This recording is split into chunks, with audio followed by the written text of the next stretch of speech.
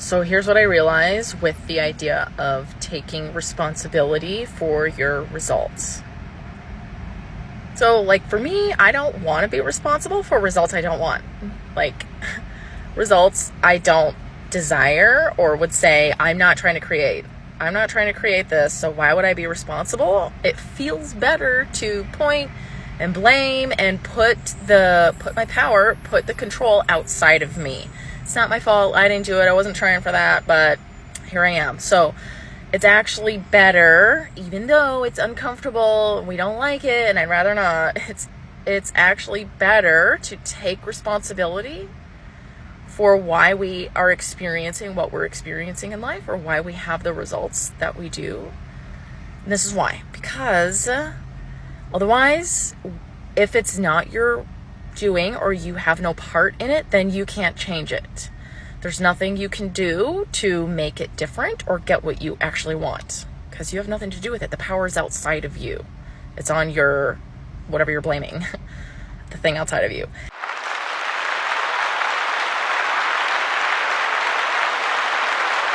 Yes! This young lady freaking nailed it. That was a home run on the first pitch. This sums up at least half the reasons modern day women can't hold on to long-term relationships. Accountability on their part of a negative outcome is treated by women like kryptonite is to Superman. Like coming up with an original funny joke is to Amy Schumer. Like Lizzo is to being offered a salad. It's painful to accept, and they consider it nearly lethal in big portions. How dare you agree with this misogynist message? This pygmy just spewed out. Too many women are the victims of men, and to say it is their own fault for being a victim is nothing short of victim blaming. Oh, really? Tell me something. How exactly are women the victims when they accepted a marriage proposal and then put in for that 70 to 80% divorce rate, depending where you live, in some cases breaking up a family with children, aka the real victims, and they base that choice on their own personal feelings alone?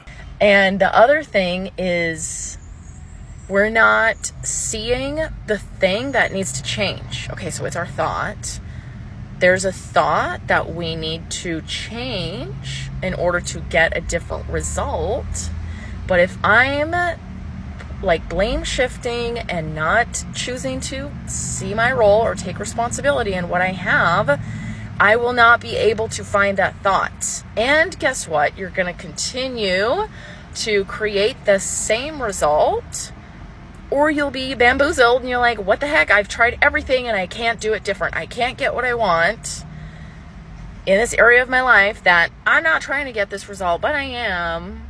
Okay, so that's the story that we need to look at, and I'm going to be talking more about, because this is prevalent in my life. Ladies, this is a true moment. This gorilla is full of pride for this special lady. She clearly said this isn't easy. Accountability never is, but it is vital in order to improve. Let me put it this way. Although the bulk of divorced men are not the ones who put in for the divorce, just about all of them will take accountability for being the ones who proposed. A common saying among divorced men is, man, I sure know how to pick 'em. Men will tell you that accountability is tough because men must hold themselves accountable in order to have a successful relationship. Now, I don't have the statistical data to prove what I'm about to say. This is 100% pure personal opinion only, but I believe a good amount of women only hold themselves accountable long after they put in for the divorce and find themselves regretting their feelings-based choices when they are alone and times are tough. Moving on. If you're the nice guy that keeps watching the girl you like get attached to toxic men, you might want to listen up. Today, we're talking about why women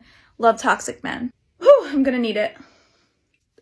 Now, the obvious is that we want to change them. Think of that one thing you were never able to achieve in life. And remember how it felt so good when you finally succeeded? That's why. We want the experience of successfully attaining that thing we couldn't get. When something isn't easy to get, we want it more. Next, usually we feel bad for them. It's not so easy to leave them when we become so invested in their story. Usually this story involves some level of loneliness, and we feel like if we leave them, even though they'll run straight to the next girl, at the end of the day, they'll wind up alone. And the thought of that makes us feel guilty. Fam, I would be lying if I didn't say she is spouting out the relationship disaster recipe that 90% plus of women follow thinking it's going to work out for them. I mean, nice guys are corny. There's no challenge there. But these bad boys get their juices flowing. The challenge of changing a man sloot into a husband is as irresistible to queens as a moth to a flame. And of course, guilt of leaving a bad boy is so much more important than guilt of not starting a stable family with a nice guy. That's not exciting. Where's the drama in that? Here's the thing, ladies. What she has basically said so far isn't good for a long-term relationship. It's a fun play project that at best gives you those all-important vibes you all crave. And at worst, or should I say most probable, it makes you the next single mother putting out a video complaining about men. We like the intensity. Healthy relationships don't have those same intense feelings of toxic relationships. There's no peaks and valleys. It's pretty stable. Although there are low lows in a toxic relationship, the dopamine during those highs becomes addicting. We don't feel like we can get anyone else. Usually that feeling becomes more prevalent the longer you're with a toxic guy. You can't imagine yourself starting over. And the thought of being alone is really scary. And that person has convinced us that they're great, and we believe it. Although it's frustrating to watch people you care about wind up in this cycle, if you're a non-toxic guy watching this, there's hope. This cycle doesn't last forever, and I'm an example of that. You eventually hit an exhaustion point of no return. And although there's a lot of healing to be done after the fact, the good guy always wins. The good guy always wins? Sorry, you mispronounced the good guy is always expected to be 911 Thought Rescue. Funny how she clearly said, Toxic men! aka the bad boys women choose who run through them, enjoy their prime years, and move on to their next conquest are not good for long-term relationships. Most women already know that going in. Ladies, let me shed some light for all of you. When you say good guys win in the end because that's when you want a relationship with them, I changed my mind. men who are on the ball are not thinking they won anything other than having the chance to deal with your long-term issues. Usually the only type of men who will want a relationship with you at this point are low SMV men or beta imp orbiters. I mean, that is good for all of you knowing that you have a candidate willing to step in and play stepdad, even though divorce rates on the second marriages are higher than the first marriages. But you got this, queen. Moving on. Every now and then I get bored and I re-download Hinge, and I swipe for about 2 minutes before remembering why men are the worst, and here are a few examples. Starting us off, we have John, who said, I'm weirdly attracted to a woman's eyes, specifically brown, but they're honestly all beautiful eyes over any day of the week. Okay. Mike says, which is more important to you? Person, woman, man, camera, TV? Only asking the important questions. Frank geeks out on British people. I don't know what to say to that. Chris says, you'll know I like you if I give you time out of my busy schedule. He's obviously busy teasing his rabbit with a carrot on a stick. He's not just going to carve time out for anybody. Micah says, what if I told you that I have a home, a job, and won't send you pics? I guarantee it. Hey Micah, what if I told you that's the bare f***ing minimum? Seriously, Brett, just keep that shit to yourself. She's going to sink, Captain. But she can't sink.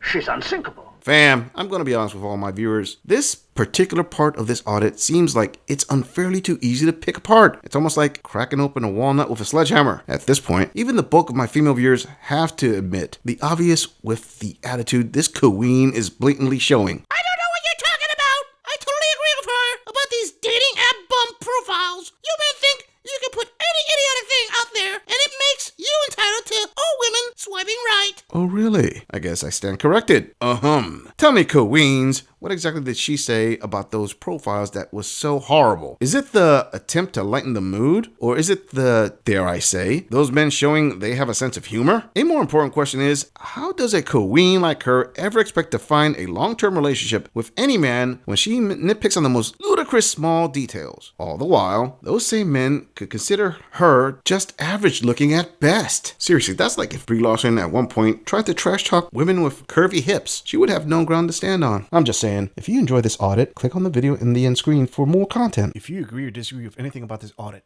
please let us know in the comments. I'm going to leave this audit right here. I'll see all of you in the next episode.